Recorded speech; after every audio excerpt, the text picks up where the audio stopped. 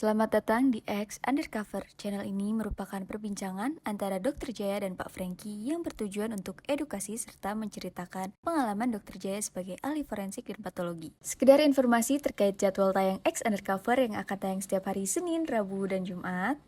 Maka dari itu, untuk mendukung channel ini agar selalu memberikan tayangan yang informatif dan edukatif, kalian bisa dukung kami dengan cara like, comment, subscribe, dan share. Dan selamat menonton! Hepatitis B dan C masih sangat tinggi di Indonesia, terutama yang B. Saking tingginya waktu itu ya, katanya frekuensinya itu dari 5 orang, 1 orang itu pasti hepatitis B-nya positif lagi. Indonesia kan mengekspor pangan keluar, termasuk salah satunya kacang tanah. Kirim kacang tanah tahun 2003. Terus ditolak sama berbagai macam negara dalam sekali tolakan, karena diperiksa ternyata aflatoksinnya tinggi. Dokter Jaya itu kemarin kalau ada kasus-kasus yang masalah forensik gitu dok ya, itu memang ketahuan penyakitnya dari mana? Begini, ini bukan karena kecelakaan nih dok, karena bukan. penyakit. Itu kalau di forensik namanya SK5. SK5 itu penyakit. Jadi itu dipelajari di forensik itu di tahun-tahun terakhir. Jadi dia kan sekolahnya 3 tahun, di tahun-tahun terakhir. Itu namanya SK5, itu penyakit. Penyakit yang timbul mendadakan kan kadang-kadang misalnya ada 2 orang bertengkar, tiba-tiba meninggal. Itu bisa aja karena penyakit kan. Makanya seorang dokter forensik orang bertengkar, dua-dua meninggal. Enggak, salah satu meninggal. Satu meninggal. Kan pasti yang satu dicurigai kan. Nah itulah perlu otopsi. Jadi itu tetap dicurigai polisi. Jadi kalau di forensik itu, yang datang itu belum tentu udah jelas dia dibunuh, dianiaya, diperkosa. Belum tentu. Kadang-kadang ada orang lagi misalnya lagi kondangan tiba-tiba meninggal di tempat kondangan. Dia lagi naik bus, orang lain pada turun semua, dia nggak turun, nggak tuh meninggal di tempat umum, meninggal di jalan. Tiba-tiba misalnya ada mobil parkir di pinggir jalan, tahu-tahu orangnya meninggal. Habis bertengkar meninggal, habis jenggut-jenggutan meninggal. Nah yang kayak begitu itu pasti ada kecurigaan. Jangan-jangan ada penganiayaan, pembunuhan atau peracunan. Itu loh selalu. Jadi mens reanya si polisi ini, jangan-jangan ini adalah kasus kejahatan, makanya dikirim ke dokter forensik. Nah di dokter forensik itu di otopsi, karena itu kecurigaan kan, dengan dugaan ya tidak jelas gitu ya, seperti itu. Nah waktu otopsi itu dokter forensik itu kan harus tahu segala macam penyakit, kan dibuka semua, otaknya, parunya, jantungnya, ususnya, dan semua. Akhirnya dokter berdasarkan pengetahuan kedokterannya bisa memutuskan, oh ini sih serangan jantung, ini sih ternyata stroke, ini sih ternyata kanker liver, dan segala macam. Maka seorang dokter forensik itu tidak mungkin jadi dokter forensik yang baik kecuali kalau dia mengetahui semua penyakit yang bisa bikin mati. Nah, hanya dengan melihat organ masing-masing itu dokter forensik harus bisa memutuskan, Franky. Nah, itu termasuk juga orang asing nih. Kan kita sekarang banyak investasi kan dari luar negeri. Orang asing tiba-tiba meninggal. Itu wajib otopsi, Franky. Belum tentu itu urusan kejahatan, tetapi di otopsi, dari otopsi jelas dia meninggalnya karena apa. Nah setelah itu baru diserahkan kepada kedutaan untuk dibawa ke negaranya. Jadi dokter forensik itu wajib tahu segala macam penyakit. Makanya kalau misalnya orang bilang dokter forensik kok ngomong soal kanker liver, ya dia tahu lah kalau ketemu kanker liver dia mesti bisa mendiagnosis itu kanker liver pada kasus yang tadinya dicurigai apa gitu loh sama polisi. Tapi katanya kalau orang sakit kanker lambungnya kosong ya dok ya? Belum tentu. Belum tentu. Belum tentu. Belum tentu. Terus dia belanjanya pakai apa dok? Belanjanya pakai apa? Belanja. Iya. Loh kalau kanker dia meninggalnya karena perdarahan di usus, di lambungnya misalnya ada kanker lambung, perdarahan. Kankernya kantong kering dok. Oh, lambungnya kosong dia. Nggak punya duit buat belanja. Oke. Nah, dokter Jaya mah selalu serius sih kalau ngomong. Kita ikuti netizen dulu, serius dulu. Dari banyak yang. Ya, jadi begitu, dokter forensik itu wajib baca. Makanya waktu dulu guru saya selalu bilang, pokoknya kalau mau jadi dokter forensik yang hebat, itu kamu mesti tahu semua penyakit, mesti tahu semua luka-luka, mesti tahu semua racun. Jadi banyak yang kita pelajari, Frankie. Jadi kita tuh benar-benar harus menguasai semuanya, baru kita bisa menjadi dokter forensik yang mumpuni, bisa dipercaya dan omongannya benar gitu. Bahkan kalau di rumah sakit ya, ada orang dirawat di rumah sakit, diobati sama dokter dengan diagnosis anu, dikasih obat anu, tiba-tiba meninggal juga. Kan ada namanya selalu di rumah sakit itu ada konferensi kematian.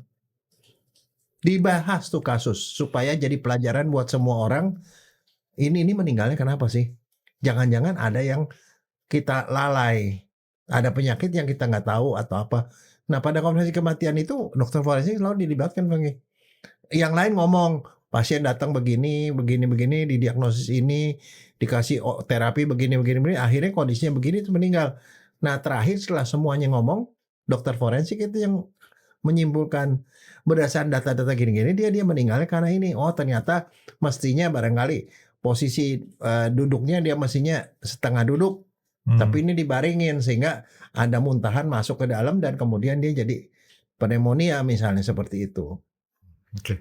Nah dok, sekarang ini kan ngomong masalah tadi saya ajak dokter Jaya agak mikirin masalah kanker yang lain. Sekarang kita ngomong kanker yang benar dok, kanker penyakit dok. Nah sekarang gini, kanker ini kita ngomong tuh sesuatu yang barangkali hari-hari kita sering ngalamin, tetapi itu berbahaya, Frankie. Tunggu dok, sebelum berbahaya nggak berbahaya dok. Waktu zaman dulu, waktu saya masih kecil, istilah kanker tuh masih agak jarang. Tumor. Persis. Orang nyebutnya tumor. Iya. Belakangan tambah pinter, orang berkembang ngomongnya jadi kanker. Sebenarnya siapa kakak siapa adik tuh? Si kanker kakak atau si tumor si kakak? Hubungannya gimana dok? Sebenarnya tumor itu yang kedua, Frankie. Nah, yang pertama kalau ke restoran Padang, tambah cie, tambah 1. Kalau mau tambah 2, tumor. Tumor. Kok ke restoran Padang? Nah itu tambah cie tambah 1. Itu keluar negeri. Tambah 2. Tambah 2. Itu restoran Padang. Kalau tumor itu kan orang Indonesia sekarang udah biasa ngomong bahasa Inggris kan. Oh iya. Ya tumor katanya. Tumor. Hah? Tumor? Tumor what? Rendangnya 2 lagi. Rendang 1 aja cukup dok, karena itu sudah daging. Dan sekarang tapi mungkin 2 kali ya, tergantung restoran. 2 lah, ada yang kecil kan. Iya loh. Segede gini dok rendang. Oh enggak, bukan cuma rendang, Frankie. Semuanya itu udah inflasi. Yang namanya tahu, biasanya tahu gede gitu dibagi 4, sekarang dibagi 8. Kayak kita tadi makan tahu dok, 3 biji juga gak nendang.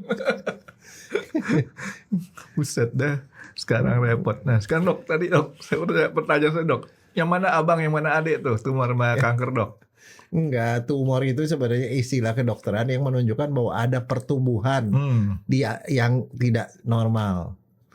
Ini nih permukaan kulit nih rata nih, tiba-tiba ada yang jendol, itu tumor. Tumor itu adalah gambaran bahwa ada sesuatu benda yang lebih dari sebenarnya. Kamu benjol nih diketok-tok gitu, sini benjol, itu tumor. Walaupun nggak kelihatan di dalam. Di dalam tumor. Kalau misalnya di usus waktu di otopsi nih, tiba-tiba ada benjolan di dalam lubang usus, di dalam lubangnya usus itu, ya itu tumor. Bentar dok. Tadi, sebelum kita tahu itu ganas apa enggak. Sebentar dok. Tadi dokter Jaya bilang orang di jidatnya dijitak. Iya, benjol. Keningnya ada dijitak. Benjol. Iya, itu tumor. Tapi kan dia bisa kembali utuh. Iya, selama belum dia kembali itu masih tumor. Oke, jadi benjolan itu benjolan tumor. Yang nggak semestinya, yang nggak normal ya dok ya, itu tumor. Iya. Nah, tumor itu mesti diperiksa lebih lanjut sama dokter. Kalau ternyata itu adalah karena sel yang berubah, tumbuh terus-menerus dan dia ganas, jangan namanya kanker. Oh, jadi si kanker adiknya nih dok? Ya, si kanker itu adalah tumor yang ganas. Nah, itu baru bisa diketahui kalau dia dibiopsi.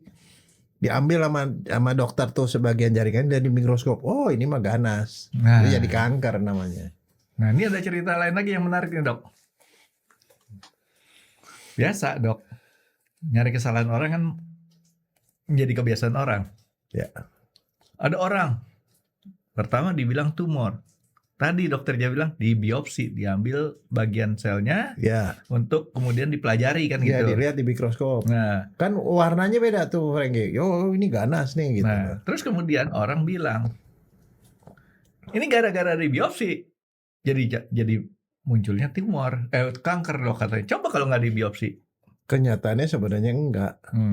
Enggak. Tapi Dia sering kan dok di kayak biopsi atau nggak di biopsi dia bisa menjalar, Frankie. Tapi sering kan dok orang ngomong kayak Iya. gitu dok.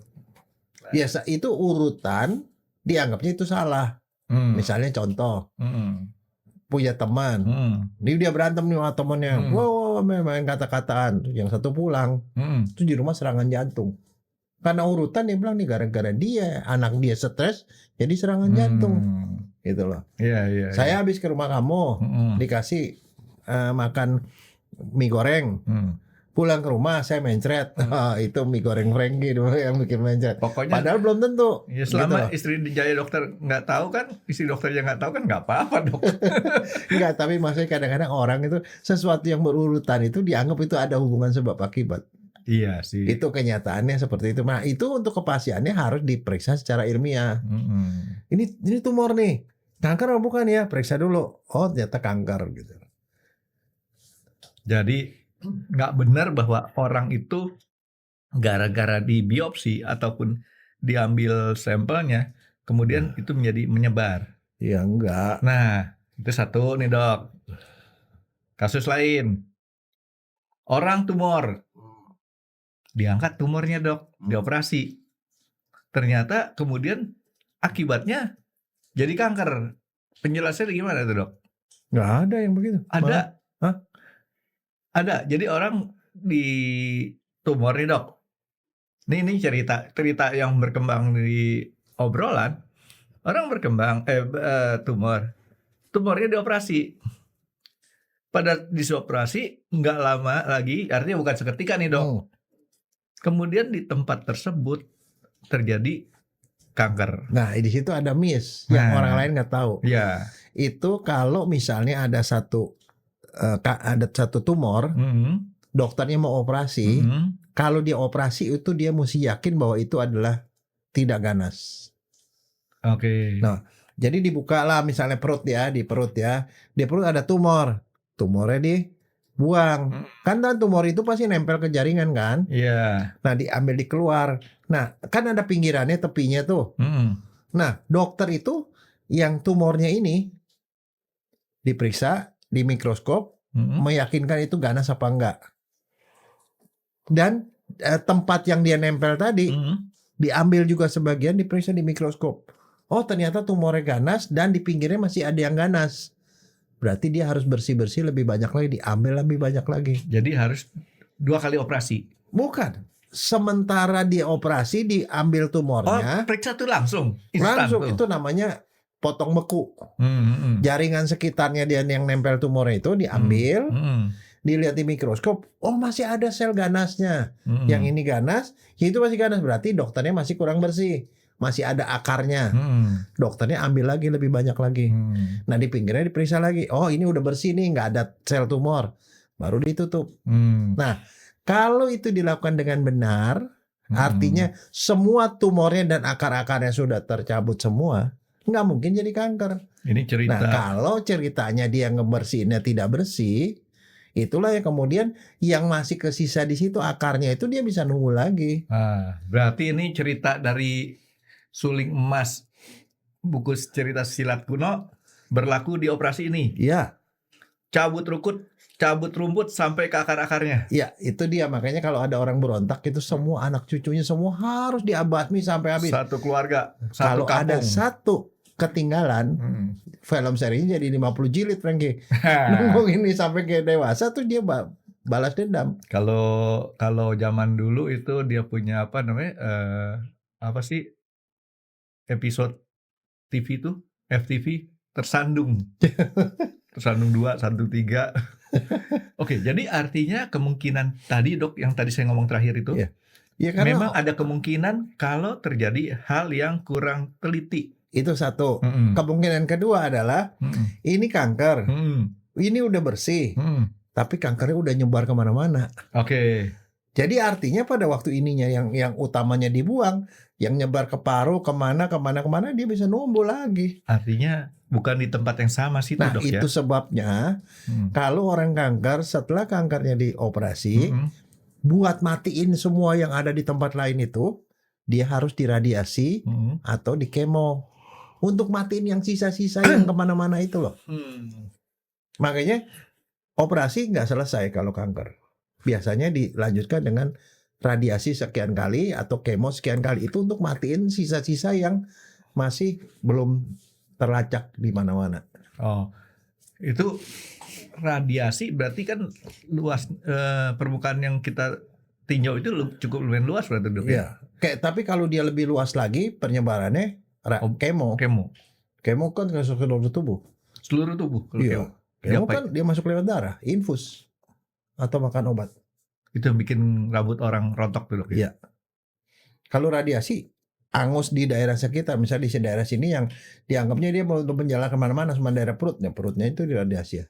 Di kedokteran tuh ada namanya radioterapi, Frankie. Tapi kalau kemo apa? Kemoterapi ada efek sampingnya sih. Ada lah. Ada. Karena kemoterapi Selain botak nih, dok. dia itu mematikan semua sel yang berkembang dengan pesat. Rambut. Ini apa? Sperma atau telur. Ini apa? Pengecapan apa segala macam. Jadi banyak semua sel yang numbuh cepat tuh bisa dia dihantam. Itu keras makanya. Jadi kemo lebih keras dibanding apa tadi? Radiasi. Kalau radiasi itu lebih lokal. Tapi kan kemo bisa di stop, dok ya? Enggak.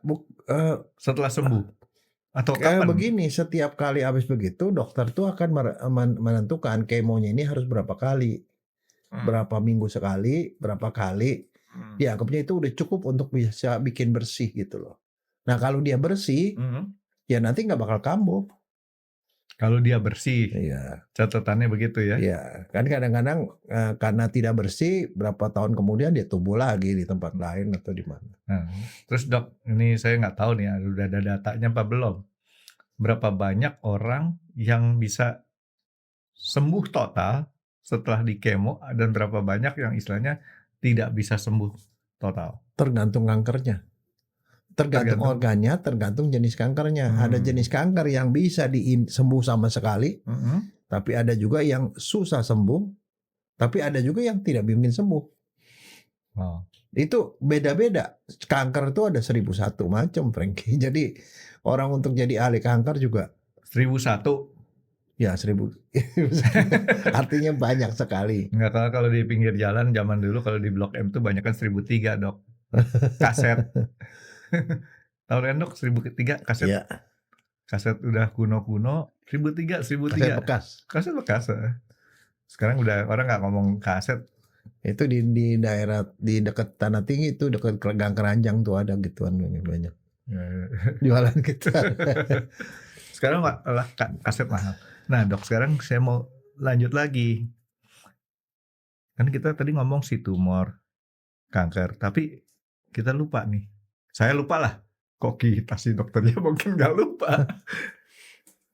Apa sih yang nyebabin kemudian timbul jadi tumor atau si kanker ini? Kalau kanker sih tadi udah jelas ya gara-gara tumor kan. Abangnya si tumor, muncul si ade jadi namanya kanker kan. Nah sekarang si abang itu jadi tumor itu kenapa kok bisa toto? Orang ada yang bisa jadi tumor atau nggak jadi tumor? Ada sesuatu yang mengisi tempat yang nggak seharusnya. Misalnya contoh, orang dipukul kepalanya, pok. Di bawah kulit kan ada pembuluh darah. Ya. Darah pecah. Ya darahnya kan ngumpul kan. Ya itu jadi tumor. Orang infeksi jadi bisul. Bisul itu tumor. Jadi pasti ada sesuatu yang mengisi tempat yang nggak semestinya. Atau begini, sebenarnya sel sama sel itu dia saling nempel. Aturannya nih, aturan sesama sel. Kalau dia udah dia sel nih, dia ketemu udah dia mesti stop, nggak boleh bertumbuh. Sel bentuknya apa sih dok? Ada yang bulat, ada yang lonjong, Oh nggak beraturan ada juga. yang gepeng. Nggak beraturan juga Nggak. ya. Tapi kalau dia ketemu sama sel lain, dia udah stop, nggak boleh numbuh lagi. Nah misalnya contoh kita punya luka nih, luka kan lecet, kan ada sel yang hilang nih. Tapi di pinggir kan sel masih sehat kan. Sel yang sehat tuh numbuh, ketemu sebelahan sama sel yang sebelah sana, dia stop. Nah kalau dia numbuh terus, itu lah jadi tumor. Nah, saya masih belum paham nih dok. Tadi dokter Jaya sebutin sel sama sel kalau ketemu dia berhenti Berarti bertumbuh. Sekarang kalau anak kecil, Yang bedanya apa dok? Kan kita ada orang bertumbuh nih. Pertumbuhnya dari dalam tuh. Bukan di luar, ini ceritain di luar. Gimana tuh dok? Saya masih belum tahu. Jadi si anak kita nih masih manusia ataupun tumbuhan hidup atau makhluk hidup, mulai dari kecil membesar. Iya. Padahal itu kan karena jumlah selnya bertambah kan dok? Iya. 1, 2. 2 jadi 4. Dia terus numbuhnya keluar begini. kalau Tapi permukaannya rata. jadi ini yang di permukaan kebanyakan. Iya, yang namanya tumor itu di permukaan. Atau di tempat yang misalnya di otot, karena kita dipukul, ada perdarahan di dalam, jadinya kita raba tuh, ada benjol di dalam, dipegang sakit, itu darah di dalam. Itu termasuk tumor. Tapi tumor atau segala macam mestinya sih badan kita tuh punya kemampuan untuk menyerap itu. Sel kekebalan tuh makanin itu, kemudian diserap, dia hilang lagi. Misalnya kita habis ditonjok orang, kan dia kempes sendiri kan. Kayak di film itu ya, Arnold Schwarzenegger ya.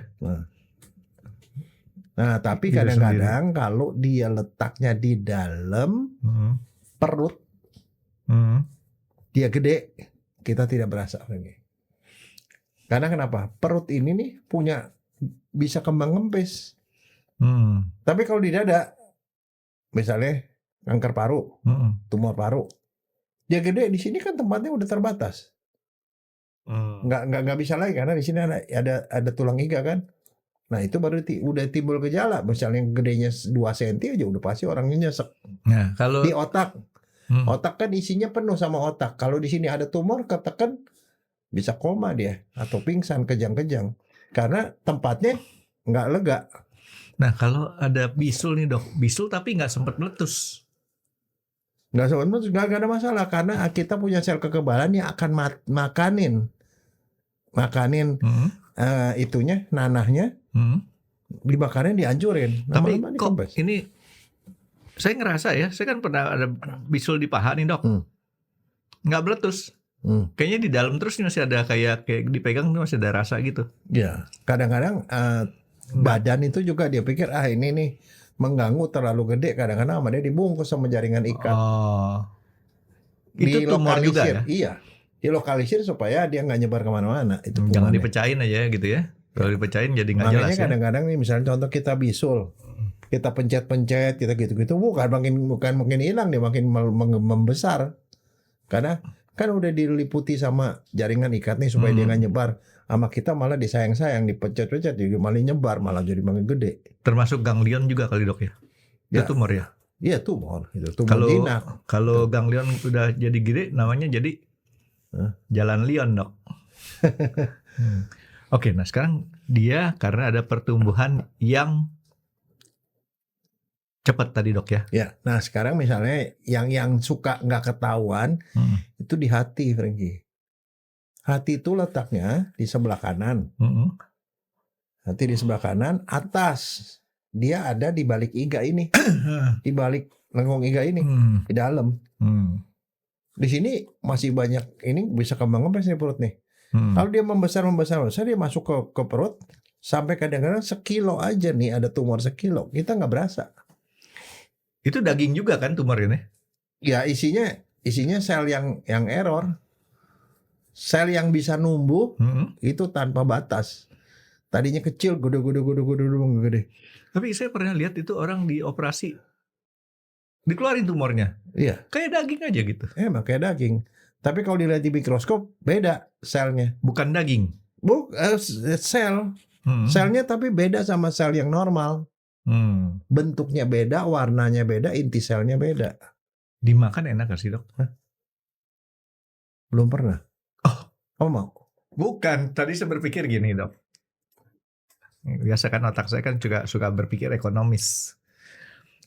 Seumpama ada sapi yang menderita tumor, tumornya diangkat, kan tuh mirip kayak daging.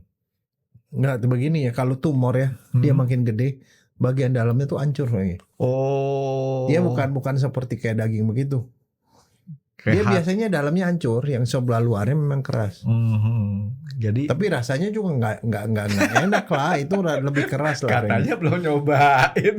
Kok bilang enak? Nggak ngebayangin. Enggak, tapi maksudnya saya gini loh. Orang yang kadang-kadang gini, kenapa saya ngomong soal kanker hati? Kanker hati di Indonesia cukup banyak. Kanker hati ini ya. Ada berapa kali, ini kemarin nih belum lama ada salah satu teman saya, dia cerita bapaknya itu ya umurnya baru 50-an, nggak ada apa-apa. Dia jadi direktur dari satu perusahaan, terus kemudian udah pensiun, dipekerjakan jadi komisaris di perusahaan lain gitu loh. Badan sehat walafiat, nggak ada apa-apa. Terus tiba-tiba rasanya ada keluhan, dia ke rumah sakit, begitu diperiksa kanker liver. Dia kaget karena kankernya udah gede. Udah gede, Franky. Udah ya diameternya udah lebih dari volumenya dirasakan cukup besar ya dok ya? Ya, mungkin hampir sekilo kali. Sebesar hatinya dong? Ya, 3/4 lah hati. Udah kanker. Terus yang jadi masalah pertanyaannya begini, kok bisa? Kok bisa gitu ya? Kanker sampai segede gitu gak ada rasa apa-apa, gak ada gejala apa-apa sama sekali. Secara keseharian makan nggak keganggu, istirahat nggak keganggu, itu nggak aman. Jadi cuman ketemunya nggak sengaja kalau pada waktu dia sakit di rumah sakit diperiksa macam-macam, loh kok ada tumor di situ? Tumor, ternyata tumor kalau di hati masalahnya hampir semuanya ganas. Tumor di hati ganas. Rata-rata ganas. Iya, sama di pankreas juga sama-sama rata-rata ganas.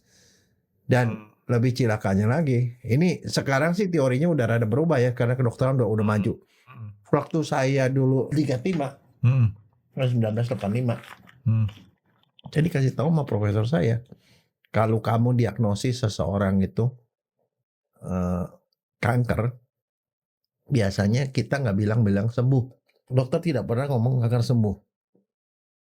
Kita sebut 5 years survival rate. 5 tahun jangka waktu buat survive. Ya. Misalnya kita contoh begini. 5 years survival rate-nya itu misalnya 20%. Jadi artinya dari 100 orang yang hidup setelah 5 tahun itu cuma 20%. Ya pasti yang lain itu meninggal dalam waktu 5 tahun. Itu rata-rata. Artinya kalau orang disebut kena kanker itu vonis mati lah dok ya? Iya, cuma matinya setelah 5 tahun masih bisa tahan apa enggak. Itu rata-rata seperti itu. Kan sama orang juga dikasih vonis mati, di penjara dulu berapa tahun baru dieksekusi kan dok? 10 sekarang. Ya. Sekarang 10 tahun paling. Undang-undang yang baru. Berarti kalau orang sakit kanker dikasih hukuman mati aja dok, hidupnya bertambah 10 tahun. Iya, jadi begitu. Tapi kalau itu rata-rata gitu. Jadi kalau dibilang misalnya 5 year survival rate-nya misalnya 80%, berarti dia kemungkinan besar 5 tahun lagi masih ada gitu loh. Ya kan? 80%. Nah, kalau yang kanker liver, dia bilangnya gini, ya kamu diagnosis benar apa enggak? Udah nanti kamu lihat 5 bulan deh. Jangan enggak 5 tahun.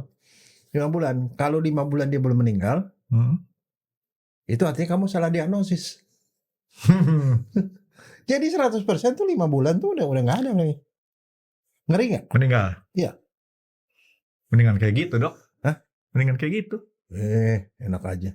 Daripada lama-lama buntut-buntutnya mati, cuman istilah tambah lama kita stres atau kita berpikir, kok nggak mati-mati ya, ya. Loh, kalau orang punya perusahaan 5 tahun kan masih bisa ngumpulin. Oke, terus dok, jadi 5 bulan itu dia dulu bisa survive ya? Kalau sekarang sih udah enggak. Sekarang perkembangan sudah demikian rupa. Ada berapa yang cerita katanya ada kanker liver tuh 10 tahun, 15 tahun tuh masih sembuh. Karena kita sekarang udah banyak terapi macam-macam. Nah, sekarang masalahnya bukan itu. Tapi begini, kenapa di Indonesia kanker liver itu cukup banyak? Di Indonesia nih dok ya, negara lain belum tentu ya, nggak sama ya. Indonesia. Datanya di Indonesia. Kira-kira apa? Banyak penderitaan hidup dok. Yang pertama, hepatitis B dan C masih sangat tinggi di Indonesia. Terutama yang B. Saking tingginya, waktu itu ya, katanya frekuensinya itu dari 5 orang, 1 orang itu pasti hepatitis B-nya positif lagi. 20%.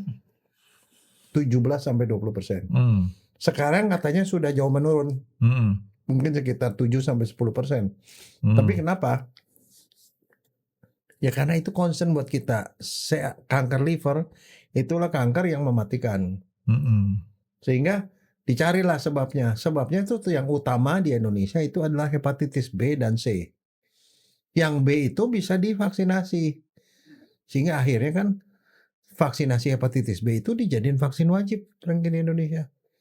Kebayang nggak, kita tuh gampang kena hepatitis B.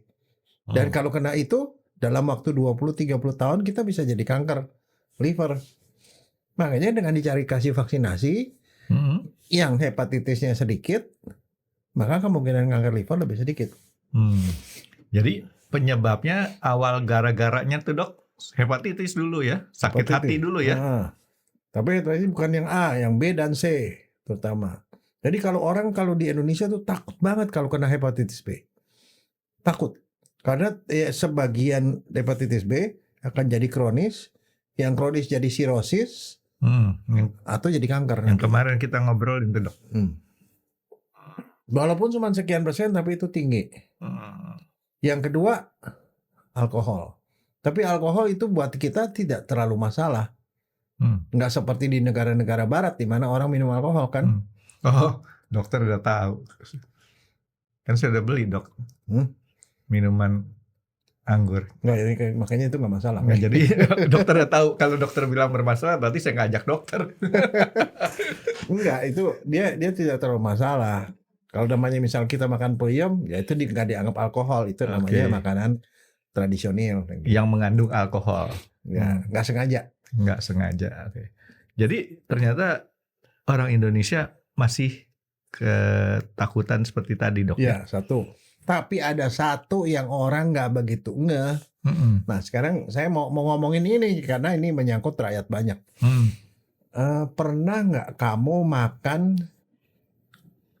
beli di pinggir di jalan, ada orang yang jualan itu kacang tanah yang masih dengan rencengan itu direbus? Dulu sih sering. Ya. Nah itu kan kacangnya ada yang gede-gede kecil-kecil kan. Ada yang gede ada yang kecil kan. Ini mohon maaf nih. Dulu sering karena saya suka makan kacang. Kacang rebus, kacang sama satu lagi kacang garing ya. Kan biasa dipakai dipuncungin kayak gitu, gitu kan. Kalau itu kacang. Oke. Yang saya fokuskan terutama yang kacang rebus itu. Belakangan karena saya enggak. Kan itu satu rebusan aja kan. Ada yang gede-gede, itu ada yang kecil-kecil kan yang isinya bukan kacang itu, udah pokoknya kecil. Ya, baby kacang lah. Ya. Dan kadang-kadang makan kacang itu tiba-tiba dia ngerasa, pahit banget. Langsung dilepain tuh. Nah itu saya ngajari ke cucu saya, kalau makan kacang, kalau begitu langsung dilepain terus cuci mulut. Saya sekarang nih ya, nggak tahu nih cara berpikir saya lebih mau makan kacang sangrai deh. Ya. Kenapa? Pernah nonton di TV bikin kacang rebus itu ngerebusnya pakai air sembarangan. Wah, ya udah direbus, kumannya udah mati. Ya juga sih. Gak apa-apa.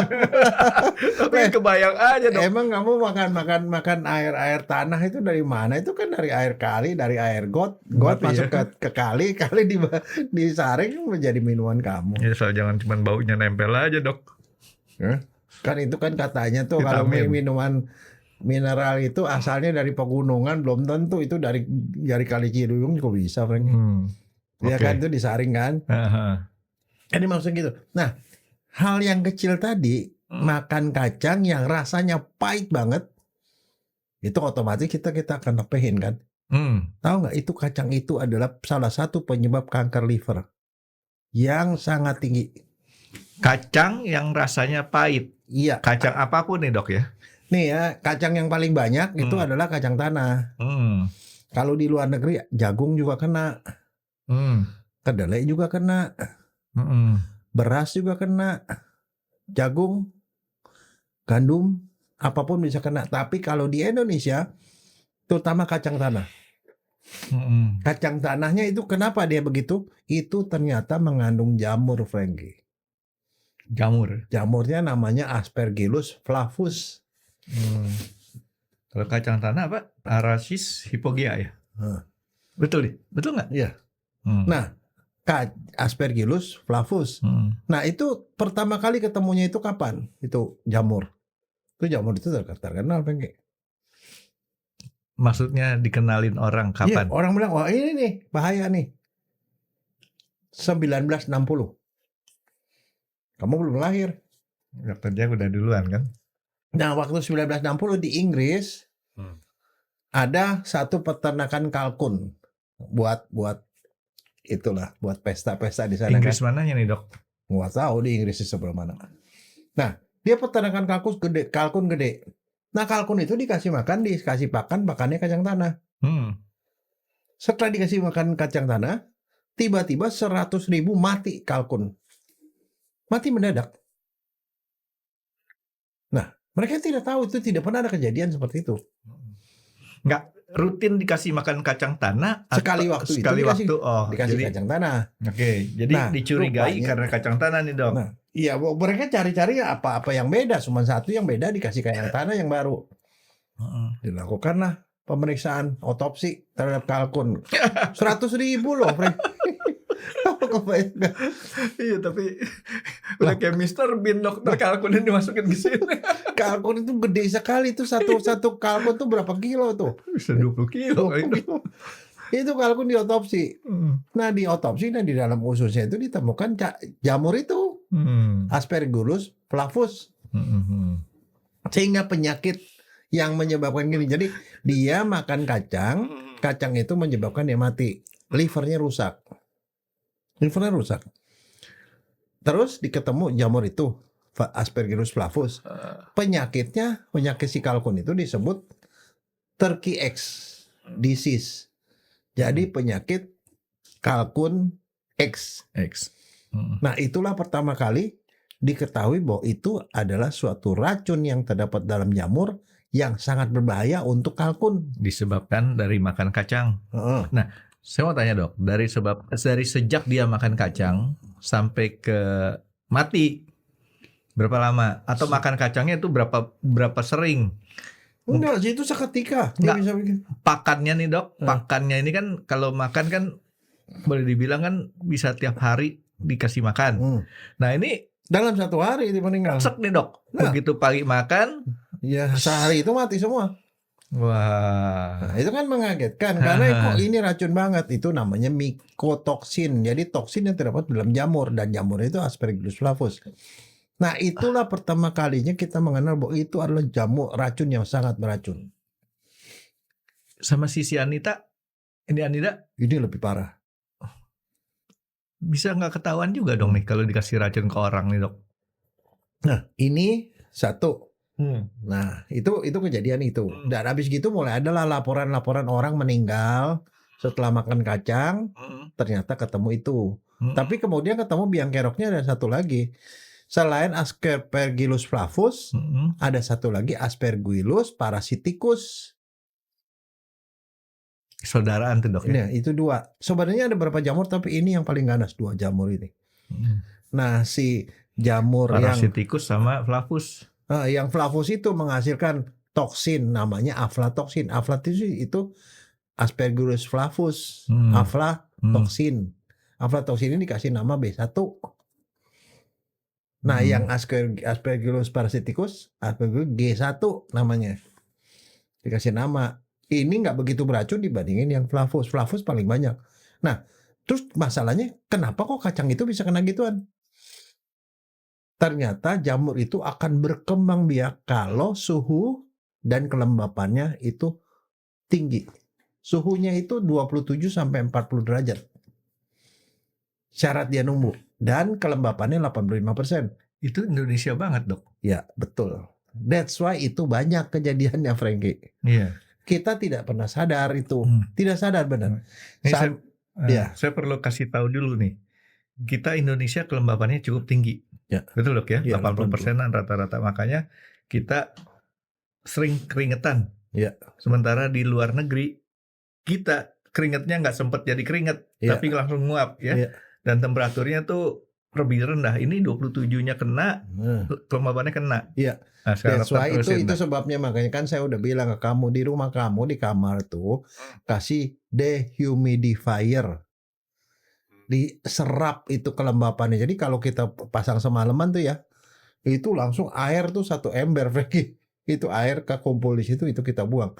Dan rasanya kalau kita pakai AC-nya itu suhunya lebih tinggi, tapi dinginnya lebih dapat gitu. Itu memang itu kelembapan. Nah, makanya itu di daerah tropis yang banyak. Nah, kejadian itu terjadi di mana? Ternyata di negara-negara tropis. Bangladesh, India, Pakistan, Iran. Itu kena semua Aspergillus flavus semua itu, Frankie. Jadi itu kematiannya itu bukan cuma kematiannya pada manusia juga, pada sapi juga. Tapi si parasit tikus tadi nggak ngapa-ngapain tuh? Ada di tempat lain, di negara lain yang itu cuma soal itu lebih jarang lah, tapi ada. Nah, India, Bangladesh, Pakistan, Afghanistan itu Iran. Daerah Asia ya tengah, timur ya, tengah iya Asia Selatan lah. Asia Selatan. Nah itu di situ banyak. Nah orang juga masih belum ngeh soal begituan sampai tahun 2003. 2003 Indonesia kan mengekspor pangan keluar. Iya. Termasuk salah satunya kacang tanah. Kirim kacang tanah tahun 2003. Terus ditolak sama berbagai macam negara dalam sekali tolakan. Karena diperiksa ternyata aflatoksinnya tinggi. Nah, dan balikin dong. Balikin. Dia nggak mau, dia bilang Indonesia tidak aman karena ada patokan dari WHO dan segala macam, nggak boleh aflatoksin di atas sekian karena itu bikin kanker. Akhirnya, terus dok? Akhirnya BP POM terpaksa bergerak. Dia membuat patokan maksimum aflatoksin. Dia tahu itu nggak bisa dibasmi 100%. Aflatoksin maksimum dalam makanan. Dalam jagung, dalam rempah-rempah, dalam kacang tanah, dalam susu, dalam telur dan segala macam. Dikasih batasannya nggak boleh lebih dari sekian. Kalau lebih dari sekian nggak boleh dijual. Gitu. Ini jamur kan dok ya? Jamur. Si aflatoksin ini ya? Iya. Nah, toksin atau racun yang dihasilkan dari jamur. Iya, toksinnya racun. Tapi dari si flavus tadi ya. Nah, tapi kebayang nggak? Kejadian 2003 baru dikasih aturannya sama BP POM 2018. 15 tahun. 15 tahun kemudian. Tenang. Karena sejak saat itu orang nggak ada yang mau menerima kacang Indonesia. Ini berat juga nih dok. Kalau dia jamur, arti penyebarannya kan sporadis nih dok. Iya. Jadi itu masalahnya pertama mulai dari panen. Harus diatur nih kelembapannya dan suhunya supaya nggak numbuk. Waktu diproses, dikeringin, kan kacang mesti dikeringin kan? Iya. Pengeringan. Terus sampai ke pemrosesan, sampai kalau dia dibikin packing, sampai dia dijadiin barang. Barangnya macam-macam kan, bisa jadi teng-teng. Iya, suka saya dok. Ya, bisa jadi pindakas, yang itu jelly, jelly kacang, jam kacang, apalah pokoknya segala macam. Termasuk produk-produk yang lain. Nah, masalahnya begini, jamur itu kan bisa numbuh dimanapun, dimakan sama sapi. Iya. Dimakan sama ayam. Ayamnya bertelur, telurnya mengandung aflatoksin. Susunya mengandung aflatoksin. Soalnya nyebar kemana-mana sih ya. Nah, itu sebabnya. Jadi, masalahnya itu termasuk salah satu yang harus menjadi concern. Jadi artinya begini, masalahnya saya cuma mau ngomong satu hal ya. Kanker liver itu adalah satu kanker yang cukup banyak dan itu pokoknya parah deh ya. Itu termasuk tingkat kematiannya tinggi. Salah satu hal yang mesti kita lakukan itu adalah kalau dari segi petani ya, petani mengolahnya yang benar deh supaya dibikin kering-kering benar tuh itunya. Si Dan- kacangnya. Iya, dan satu, dia harus punya kontrol supaya aflatoksinnya nggak banyak. Tapi kalau dari segi konsumen, manakala kita makan kacang tanah, makan jagung, makan apa ya, yang paling sering di Indonesia itu kacang tanah, itu ya jangan sampai kalau ada pahit itu untungnya si aflatoksin itu dia punya rasa pahit sekali, Frankie. Kalau pahit itu harus dibuang. Berarti kalau kita mau makan kacang kawangkoan aja, Dok. Dokternya pernah saya kasih kacang kawangkoan. Kacang apa? Kacang dari Manado. Oh iya, itu masalahnya gini. Itu enak, manis-manis, Dok. Tahu nggak ini ya, Frankie ya? Kenapa kacang-kacang kita tuh tinggi gitu? Kadang-kadang itu salah panennya, Frankie. Dipanen waktu kecil. Jadi kacang yang kecil-kecil itu kan kadar airnya tinggi. Nah, di situ yang jamur banyak. Nah, kalau kita beli kacang, misalnya kacang sandong itu, kacang tanahnya kan gede-gede. Isi 3, isi 4 Nah, kadang-kadang. itu kacang-kacang ekspor gitu itu kadar airnya sedikit. Jadi kemungkinan ada kapangan di situ sedikit, pakai jamurnya tuh sedikit. Iya.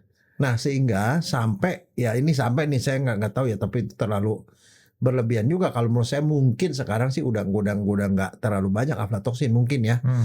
Sehingga ada beberapa orang yang memang itu kalau beli Pindakas itu jam kacang itu dia nggak berani beli jam kacang Indonesia. Dia beli jam kacang dari luar negeri karena mereka punya persyaratan ini. Walaupun Indonesia ada persyaratan, tapi saya nggak yakin itu dipenuhi apa enggak. Ya, jadi memang saya tadi garis bawain pertama ya. Ini penyebabnya si jamur. Jamur setahu saya waktu saya belajar di biologi nih, Dok. Penyebarannya sangat cepat. Ya, dan susah dimatiin. Ya, dan kalau dia udah misalnya kacang nih atau jagung atau kedelai kena kapang itu, kena jamur itu, kita panasin, kita rebus, kita nggak bisa. Kalau udah dalam bentuk spora dia bisa bertahan, Dok. Nggak ini juga, jadi nggak mengurangi sedikit. Jadi ya panennya mestinya dipanen lah kacang-kacang yang memang gede-gede, yang kecil-kecil buang. Bukan buat konsumsi. Even untuk binatang pun nggak boleh. Jadi ini cuma masalah trik panennya, Dok ya. Panennya nih harus benar waktunya, timingnya. Terus, Dok, apa? Nah, sekarang begini. Mbak, ini ngomong soal aflatoksinnya nih. Aflatoksin itu dia itu jenisnya ada macam-macam. Jenisnya itu yang kalau dari Aspergillus flavus namanya aflatoksin tuh AF, AFB1, B1 namanya.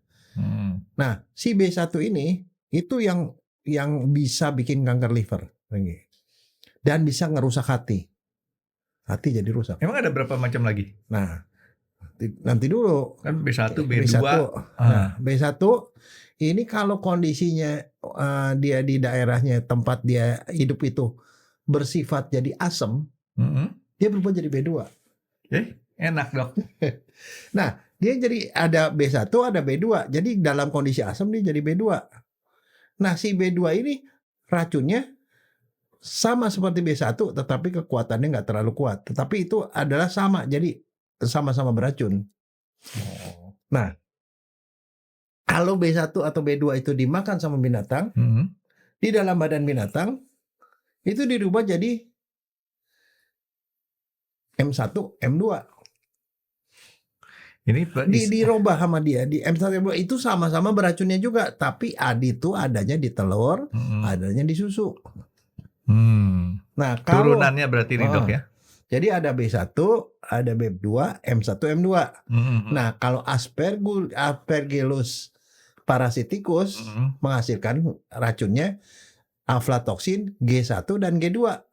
Nah, Bravo sama Golf. Nah, itu dua. Efeknya sama juga. Cuman nggak sehebat si flavus. Nggak sebanyak.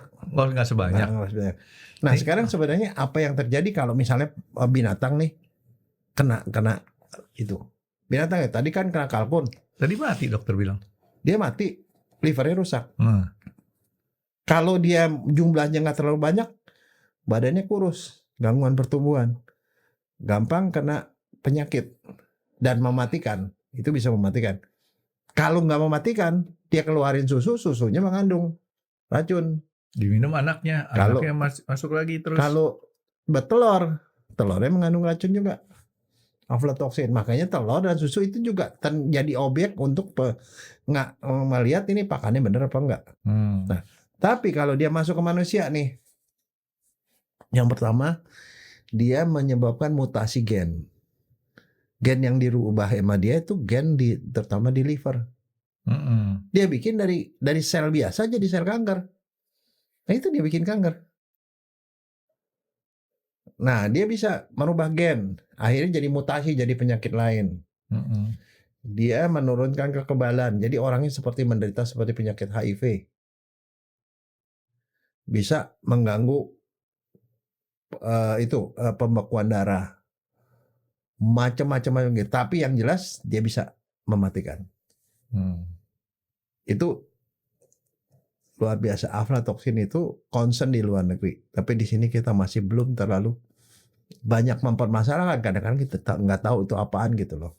Tapi kayaknya sih menurut saya itu penting tuh dok ya. Soalnya kan gini, kalau kita bisa cegah kan dok ya. Ya itu justru kan, itu sesuatu yang bisa dicegah sebenarnya. Iya, kenapa kita nggak concern ya? Nah sekarang kanker liver kita cegahnya apa? Yang jelas penyebab utama satu adalah hepatitis. Ya. Kita vaksinasi hepatitis. Yang kedua soal kacang-kacangan, makanlah kacang yang aman. Makan kacang, kalau cari kacang yang gede-gede. Jangan kacang yang kecil-kecil. Kalau pahit buang, ya kan? Kedelai, daun segala macam. Ya, jadi juga tempat penyimpanannya itu nggak boleh di tempat yang lembab. Paling gampang itu sesuatu yang bisa dicegah kan. Nah kalau beras sebenarnya secara teoritis bisa, gandum, tapi di Indonesia tuh tidak pernah ada laporan beras kita mengandung aflatoksin. Yang banyak adalah kacang. Kacang yang terbanyak kacang tanah. Mungkin ini teori saya dok ya. Beras itu kan fast moving, cepat habis, ya kan? Nah sementara kalau si kacang bukan fast moving, jadi dia bisa disimpan cukup lama. Iya, dan satu itu kadar airnya lebih tinggi. Nah sekarang dok, kalau misalnya dok kita beli kacang, kita biarin aja sampai lama dengan penyimpanan yang benar. Ya kalau penyimpanan benar nggak ada masalah. Artinya tapi kacangnya mestinya kacangnya kering. Jangan ditaruh misalnya di dalam toples tempatnya lembab. Itu bisa ada sumber spora sedikit di numbuk. Dan si spora ini beratnya nih pada saat kita panasin pun dia bertahan tuh dok ya. Iya betul. Nggak bisa pecah. Direbus, dikukus, diapain juga dia. Digoreng itu dia termasuk stabil. Jadi katanya sih ada cara ngakalin nih dok ya. Apa? Misalkan mau dikukus 2 kali. Dikukus, dia bertahan. Pada saat dia udah mulai pikir udah aman, dikukus lagi. Nah, kalau saya sih mereka dapat kacang langsung dimakan, lagi dihabisin. nggak sempat berjamur. Nah sekarang gini, penghasil kacang kan bukan Indonesia doang nih dok. Ya. Tadi dokter Jaya sebutin orang masih lebih seneng beli yang kualitas impor. Ya, karena itu yang gede-gede. Kandungan airnya lebih sedikit dan pasti packagingnya itu lebih bagus. Jadi sebenarnya sederhana dok, bukan daerahnya yang bikin masalah, tapi kita punya sifat yang ngejual mau cepet-cepet. Nah, satu yang utama, sekarang kenapa kita ketahuan 2003? Karena negara lain itu melindungi warga negaranya dari aflatoksin, diblokir begitu aflatoksin, disingkirkan. Itu perlindungan itu, disitulah peran negara itu sebenarnya ada, Franky. Saya lupa ya, sekarang masih nggak ya? Dulu waktu masih saya ya kira-kira masih sekolah ya, kacang tanah yang gede-gede tuh asalnya dari Tuban. Ya. Jadi kalau kita bilang beli kacang Tuban, maksudnya kacangnya udah gede-gede. Ya, tapi kamu jangan beli itu di Tuban. Kacang Tuban itu dijual di Jakarta. Di Tuban itu yang kecil-kecil, Franky. Karena enggak, itu persisnya itu si Pamela nggak dapat kacang gede-gede. Itu sama aja nih kamu beli apa tuh, apel Malang. Bukan. Di Malang kecil-kecil. Duku Palembang, saya ke Palembang. Saya udah pikir Jakarta segini nih. Palembang segini. Karena kan bola tenis ya. Iya, karena kan saya mikir gini, makan duku tuh sebenarnya enak. Tapi yang nggak enak tuh adalah ngupasin untuk hal yang kecil di dalamnya itu. makin gede kan makin enak, makin dagingnya makin berasa. Ternyata di sana dapatnya kecil-kecil. Kenapa? Yang gede dibawa ke Jakarta katanya, lebih mahal aku. Memang itu selalu yang impor tuh selalu gitu, Frankie. Jadi ya mendingan belinya jangan di tempat asal. Nah, kedua nih Dok, tadi Dokter Jaya kan dia punya habitat yang paling disukai, temperatur kamar 27, temperatur Sampai dia 40, 27-40 itu benar-benar arti tropis ya. Panas ya tropis. Dan kelembaban tinggi. Sementara di luar negeri sampai artinya bukan, kita nggak bicara yang subtropis, tapi subtropis yang kan ada Spanyol maupun itu juga kan dia kan sampai temperatur kadang-kadang tinggi. Ada Amerika pun ada yang sempat tinggi kan, daerah-daerah tertentu.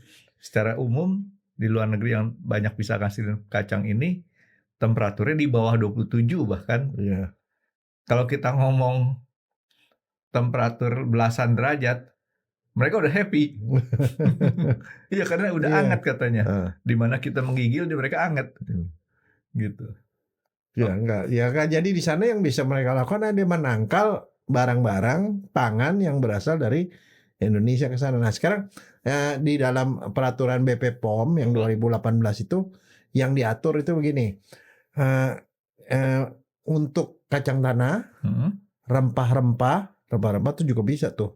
Serealia juga bisa rempah-rempah, sama produk-produk jagung itu yang B1-nya itu nggak boleh lebih dari 15 mikrogram per kilo. Jadi mikrogram ke kilo. Mikro itu kan 10 pangkat min 6 mikrogram per kilo. Kalau yang gabungan semua toksin yang gabungan semua tuh adalah B1, B2, G1, G2. Itu nggak boleh lebih dari 20. Nih, jadi itu mereka punya patokan. Nah, itu cuma salah satu contoh. Itu dikasih patokan sampai ke air susu yang bisa dikasih buat anak-anak, makanan anak-anak segala macam, itu tuh ada nilai maksimalnya. Kalau di luar itu nggak boleh dijual, Frankie. Jadi makanya sebenarnya pemeriksaan itu harus dilakukan. Nah, pemeriksaannya itu ya dilakukan di tempat produksinya dong. Tapi kalau kita sampai nggak sengaja nih Dok, kemakan deh tuh kacang pahitnya Dok. Nah, yang terjadi adalah kita bisa mual, sakit perut, kita mengalami hepatitis akut. Hepatitis akut, tapi parah-parah hepatitis akut meninggal. Bisa meninggal. Jadi kalau kita nggak sengaja kemakan, tergantung dia punya daya tahan tubuhnya nih Dok ya. Ya. Daya tahan tubuh. Dan satu lagi, ginjal bisa rusak juga loh. Dia nggak rusak ginjal. Nggak, kan kadang-kadang gini Dok. Udah kebalang masuk, ya udah telan baru aja. Kita persis. Baru kita tahu itu soalnya pahit. Ini yang pahit sedikit, yang ini kan nggak pahit nih. Nah, kan, udah ditelan aja pakai air. Kita kan buka nih Dok. Buka, isinya kan kadang-kadang 2 atau 3. Yang pahitnya itu kecil sedikit, 1 doang. Nah, kita kan nggak mungkin makan satu gitu kan, makan langsung di crop gitu. Nggak, masih jadi jangan sayang langsung dilepain aja. Nah, ini ada satu hal ya, Frankie. Kalau kita punya hepatitis B hepatitis C, kena aflatoksin, resikonya lebih gede. Game over. Ya, game over langsung. Jadi makanya kalau dibilang kenapa bisa jadi kanker liver, ya kita nggak tahu. Mungkin dia suka sambal kacang kali, suka makan teng-teng kali. Artinya semakin sering kita terkontaminasi sama si aflatoksin tadi Dok, makin besar kemungkinan kita jadi kanker Dok ya. Ya, nggak, makanya sekarang ini untuk kamu kan, kamu penikmat kacang, sambal kacang. Nggak, sama kacang sih nggak. Iya juga ya. Kalau masak nasi uduk selalu sambal kacangnya nambah. Iya benar-benar. Enggak, tapi begitu ada pahit-pahit langsung kamu ganti. Gitu. Nah, terus gimana Dok kalau itu resepnya Dok supaya kalau untuk penikmat kacang? Ya mending kacang karena kacang-kacang yang bermutu lah, yang gede-gede. Kalau kacang kecil nggak usah dimakan. Kalau pahit langsung dibuang. Kan sebenarnya waktu kita buka itu kalau kacang hitam itu kan hitam. Kacangnya hitam, Frankie. Iya, nggak sadar ya. Ya hitam kacangnya. Kalau yang itu kan bagus, kuning, merah, kemerahan gitu. Kalau itu hitam. Ya biasanya udah keriput duluan tuh Dok. Iya, kacang keriput itu kacang yang kandungan airnya tinggi. Kenapa kandungan airnya tinggi? Karena kacangnya ditarik semua sampai ke cucu-cucunya juga dimakan. Makanya kan kalau buat yang ekspor atau itu kan, yang buat itu kan diambil yang gede-gede, yang bukan yang kecil-kecil. Berarti kalau kita mau beli kacang di luar negeri, bawa lagi masuk ke Indonesia, walaupun kacangnya kacang Indonesia dok. Ya kamu ngabisin devisa. Itu sama aja kayak kita beli sepatu. Beneran dok. Dokter dia kalau beli sepatu, Reebok kayak Nike, jauh-jauh dokter beli di luar negeri di Amerika. Apa sih penjaga sepatunya, Dep Store bilang, ini sir, Reebok import. Begitu saya baca, made Indonesia, import dari mana sampai Indonesia malah kita diketawain. Saya dulu nyari baju, wah ini bajunya bagus begitu tuh baju dari Indonesia. Papa saya tuh tukang jahit kan, jahitnya tuh di Tanjung Priok, BW apa namanya ya, border apa gitu. Oh itu Bondrison itu, Iya. Bondrison. Iya, dia tuh ngejahit jeans, Levi's dan segala macam. Jadi dijahitnya di Indonesia di Tanjung Priok itu. Dikasih merek Amerika, masuk ke sini tuh udah import lagi. Itu yang ngejahit papa saya. Itu semua asli yang dari dia bilang made in Amerika itu dijahitnya di Tanjung Priok. Dikasih Udah label gitu, deh. bikin supaya belel-belel tuh disikat karena masih sikat besi. Jadi belel. Itu kita nggak tahu. Ya. Saya kalau beli jeans gitu ya, nggak terlalu milih belel nggak belelnya tuh. Tapi kalau Levi's 51 aja. Dokter dia kan tahu ya bedanya 501 sama 501 sama 505. Apa bedanya? Setahu saya nih dok, kalau 501 tuh yang legendnya itu yang orisinilnya pakai kancingnya kancing besi, zippernya besi, gitu kan? Setahu saya tuh. Apalagi ya? Pokoknya saya belinya 501 aja lebih enak gitu.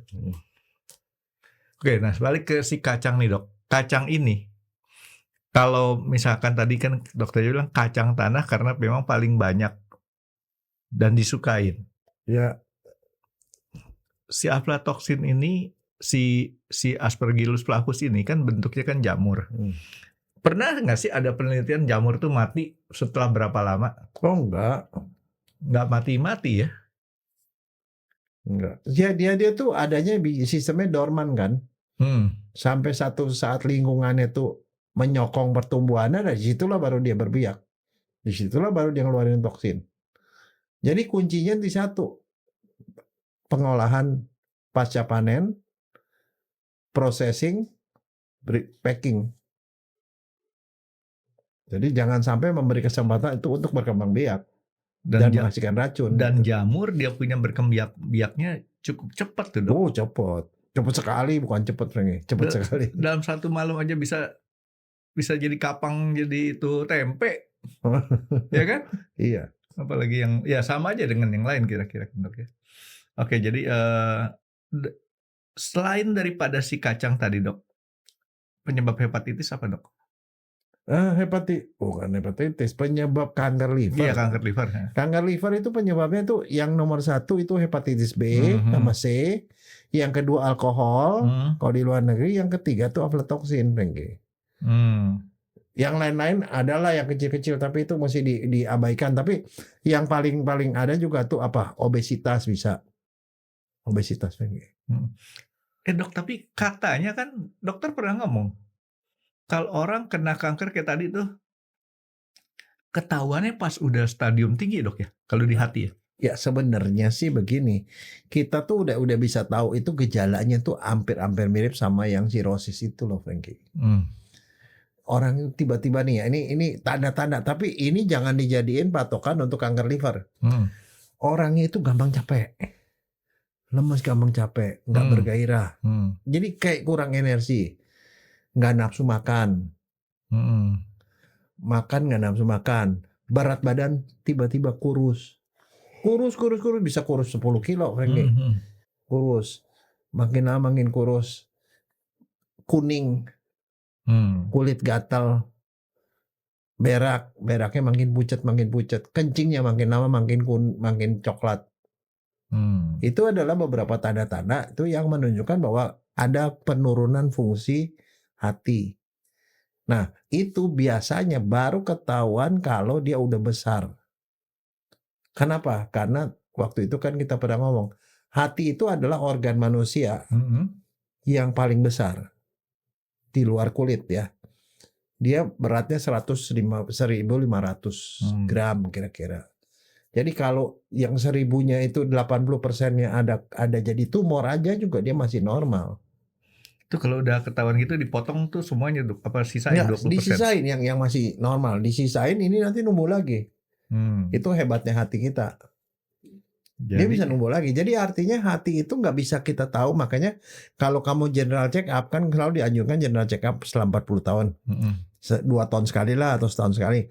General check up udah pasti diperiksa fungsi liver, fungsi ginjal, kolesterol, gula darah. Itulah yang penting-penting. Jadi itu pasti diperiksa. Tapi kenapa sih teman dokter Jaya tadi yang si direktur orang kaya tadi ketahuannya terlambat ya, Dok ya? Padahal MCU-nya rutin tuh. Iya, nggak tahu. Kalau dia tiba-tiba dapat sesuatu hepatitis barangkali, tiba-tiba dia makan aflatoksin kan bisa langsung mendadak. Karena liver itu biasanya tidak menimbulkan gejala. Seandainya pun dia bengkak di sini, dia gede, paling cuma rasanya begah doang. Gejalanya itu tidak khas. Tapi kalau di otak, kamu 10 cm aja pasti kepala kamu pusing terus. Karena nggak ada tempat nih buat tumor. Keteken. Iya. Kan kamu kalau pakai ban pinggang besar 1-2 nomor juga kamu nggak berasa, paling kamu bilang makin gemoy gitu kan ngomongnya. Iya kan, orang kagak mau tahu di sini, tapi kalau di kepala tuh di sini ada benjol kelihatan pakai. Kalau di perut tuh nggak bisa. Jadi artinya biasanya kalau dokter nggak sengaja, kalau ke pasien kan diperiksa perutnya kan kadang-kadang ditekan kanan atas ditekan. Liver itu pastinya di atas iga sini. Di atas iga. Tapi kalau ditekan keraba liver berarti livernya bengkak. Nah biasanya kalau yang udah mulai kerasa ya, dia keluar dari iga. Di sini rasanya penuh, begah. Kadang-kadang sakit di perutnya. Tapi kadang-kadang nggak ada gejalanya. Jadi kalau kanker liver kita nggak bisa diagnosis hanya dengan gejala. Kalau ke dokter di USG, di CT scan, ada tumornya gitu. Tumor yang paling jinak, Dok, perkembangbiakannya tuh berapa cepat? Kira-kira? Bisa bertahun-tahun, berpuluh-puluh tahun. Nah sekarang yang paling ganas, sepengetahuan kita yang kita pernah baca-baca, kita dengar ataupun apa, itu seberapa cepatnya, Dok? Dokter nggak pernah tahu. Tidak ada, tahu ada.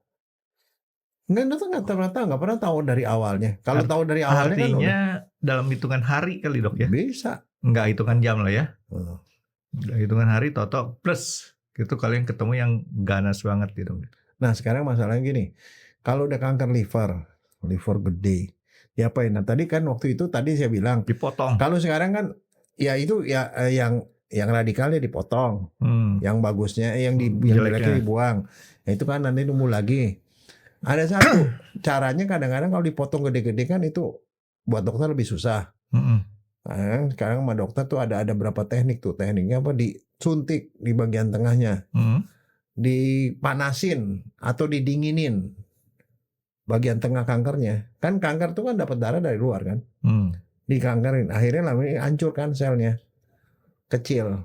Jadi kankernya tadinya gede, jadi kecil, udah kecil baru dipotong sama dia. Tapi kalau udah keseluruhan, sama dokter diapain? Ya diganti liver. Kalau dia udah rusak semua diganti liver, transplantasi. Di Indonesia udah bisa transplantasi liver. Jadi banyak orang yang kanker liver pun selain sirosis ya, itu di transplantasi masih bisa hidup selama berpuluh dan berbelas tahun. Jika Tuhan menghendaki. Ya. Jadi artinya itu bukan masalah lagi, tetapi artinya bisa diselesaikan. Tapi yang saya mau ngomongin adalah apa yang bisa dicegah, ya dicegah.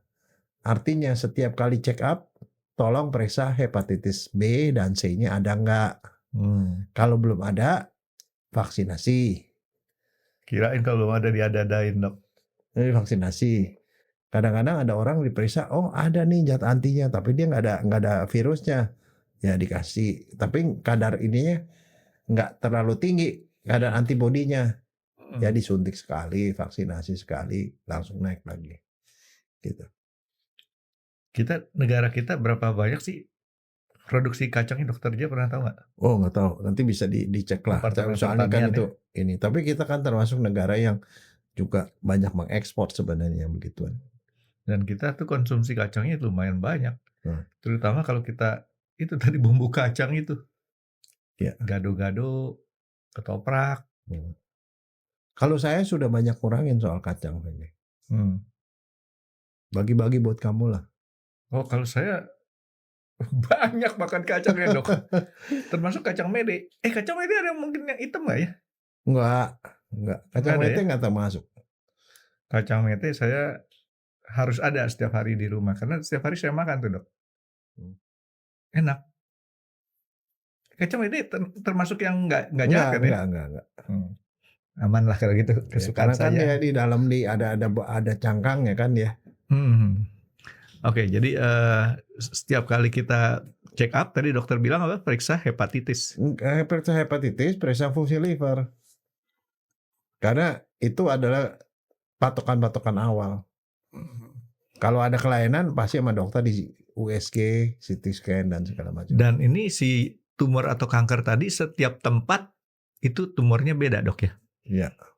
Jadi kalau ada kanker paru-paru, ya beda. Itu bukan sama dengan dia punya selnya sama dengan si kanker itu ya? Liver bukan. Tapi begini, liver itu adalah muara dari segala macam. Jangan lupa kalau kanker otak bisa masuk ke liver, kanker prostat bisa ke liver. Liver tuh seperti kayak portal. Jadi kanker dari tempat lain juga bisa masuk. Jadi kanker di liver tuh ada yang kanker primer sama sekunder. Primer tuh memang kankernya di liver. Karena misalnya tadi aflatoksin mengubah DNA-nya sendiri jadi kanker. Tapi bisa juga kanker dari ovarium ke hati. Di hati ada kanker, dari ovarium, dari kolon misalnya, dari usus besar ke situ, dari paru ke situ. Tadi saya mau tanya kebalikannya dok. Kenapa? Dari kanker hati bisa nyebar jadi kanker di paru-paru juga gitu? Bisa. Makanya setiap kanker tuh diperiksa sama dokter mikroskop karena dari diperiksa kelihatan kankernya ada di hati, diperiksa. Loh kok kayak kelenjar? Oh ternyata dari usus besar, kelenjar usus besar. Kok kayak gini gambarnya kayak paru, ya berarti dari paru gitu loh. Tuh jenisnya juga beda-beda. Jadi si kanker hati. Tapi terbanyak kanker hatinya tuh primer, Frank. Terbanyak dari dia sendiri. Dan ini kanker paling istilahnya udah death sentence lah ya kalau di hukum dok. Iya, tapi ada beberapa kesaksian dan beberapa ini orang setelah transplantasi atau setelah di Cina, yang paling aneh tuh di Cina. Sama di Cina tuh ya selain didinginin dalamnya, disuntik kankernya dari luar nih pakai USG, disuntik di bagian tengahnya kanker itu. Disuntik sama sama alkohol absolut, Frank. 100%? Enggak ada 100%, 98 lah. 98. Dia narik air kan. Dia narik air sehingga sel kankernya kehabisan air, kering, mati, mengecil. Pinter ya orangnya. Tapi nggak semua center mau coba-coba seperti itu, tetapi ada seperti itu. Tapi kalau sekarang modelnya ditusuk pakai jarum, terus jarumnya didinginin. Didinginin sama juga dingin mati selnya. Tapi di Cina lebih hebat lagi, Franky. Ada lagi cara lain ngecilin kanker. Di listrik, Franky. Ini ada kanker nih, kanker payudara misalnya. Dikasih elektroda, katoda, anoda, dikasih listrik, kena listrik kan, mati sel kankernya, ngecil. Udah kecil baru dikirim ke dokter bedah, baru dioperasi. Tapi untuk sampai kecil itu berapa lama periodenya? Ya tergantung kankernya segede apa. Bisa berhari-hari, berkali-kali kan dok? Ya nggak tahu. Tapi teman saya ada tuh yang belajar gitu. Dia belajar sengaja ke RRC untuk belajar begituan. Dan setelah gitu dia praktekin itu kerjasama sama dokter bedah. Dokter bedah bilang, ini nunggu dioperasi susah nih, udah gede banget nih kayak payudara. Udah digituin aja katanya. Dikecilin sama dia. Habis kecil kasih ke dokternya. Jadi diperkirakan laluan elektrik sinyal listrik lewatin si kanker tadi ya. Jadi ujung-ujung kanker di listrik, dia kena kanker dia mati, kena listrik dia mati, Dia udah mengecil kirim ke dokter bedah kan operasinya lebih gampang. Tapi si orang yang disetrum juga kelejetan juga. Loh enggak, kankernya kok. Kan elektrodnya kan nyari jalan terpendek. Ya enggak dong. Enggak sakit, enggak ada sarafnya di situ. Sambungin gitu. Ditusuk ke dalam kankernya, tusuk ke dalam kanker. Itu kan di jalan yang tersingkat. Enggak kena listrik lah orangnya. Kankernya Franky. Paling geli kali. Iya. Enggak, tapi Ada maksudnya apa saya ya kadang-kadang itu adalah cara-cara yang tidak biasa seperti itu gitu loh. Ya pokoknya intinya sekarang mah kalau menurut saya yang paling perlu buat kita adalah bagaimana kita mencegahnya dulu, Dok, karena ini kan satu hal yang bisa dicegah, ya kan? Ya, makanya saya omongin di sini karena kenapa ini adalah sesuatu yang adalah pengetahuan umum yang sebenarnya bisa dilakukan oleh semua orang masyarakat. Kalau urusan dokter biarinlah dokter yang punya pikiran mau diapain. Ya, biar supaya dia bisa mengamalkan ilmunya, Dok. Ya. Ya udahlah, Dok, kalau gitu saya tetap makan kacang, Dok. Yang kecil dibuang ya, jangan Enggak, saya makan kacang ya kayak tadi. Ya itu tunggu kiriman dulu. Biasanya si Jo suka kirim ke saya tuh kacang koan. Kawang koan ya namanya ya. Itu nama daerah kali ya. Nggak tahu tuh, tapi yang jelas rasanya disebutnya kawang koan itu kacang batik. Itu mungkin spesies yang memang gede-gede, Frank. Gede, terus gede-gede gitu. Terus kalau di sangrai gitu dalamnya tuh kayak ada kayak gambar batik gitu loh. Oh, enak lah pokoknya. Beda sama kacang sangrai yang ada di kacang garing di Jakarta ini atau dari pabrik-pabrik lain. Itu yang di Jakarta yang di jalan-jalan tuh yang suka jual itu kacang dicung-cungin itu udah nggak ada ya? Ada. Ntar saya anterin dokter dia pulang tuh di pinggir jalan tuh. Itu disangrai doang kan itu kacangnya? Iya disangrai. Mendingan yang kayak gitu, saya lebih suka yang kayak gitu sekarang, Dok, daripada. Rasanya wangi ya? Lebih enak karena lebih manis. Kalau yang tadi dulu waktu masih kecil saya masih sering beli itu. Karena ya walaupun diambilnya dari air sungai kalinya kan masih bersih waktu masih kecil. Ya udah nggak usah dipikirin lah. Sama aja kamu beli kalau beli itu singkong, singkong rebus. Enggak. Itu kan airnya juga nggak jelas tuh. Enggak, makanya saya nggak pernah makan lagi. Saya kalau makan singkong Thailand, Dok, yang pakai singkong bakar. Si puncak? Enggak makan. Ubi. Singkong bakar. Enggak tahu, saya nggak makan singkong bakar. Saya makan singkong goreng. Singkong goreng ya udah pokoknya udah agak beda lah. Sekarang itulah gara-gara saya sering belajar, sering baca. Coba saya nggak baca, saya nggak belajar. Nggak tahu itu, Dok, harus bagaimana. Jadi tetap dimakan. Ya udah, Dok, kita hemat-hemat pengeluaran devisa kita.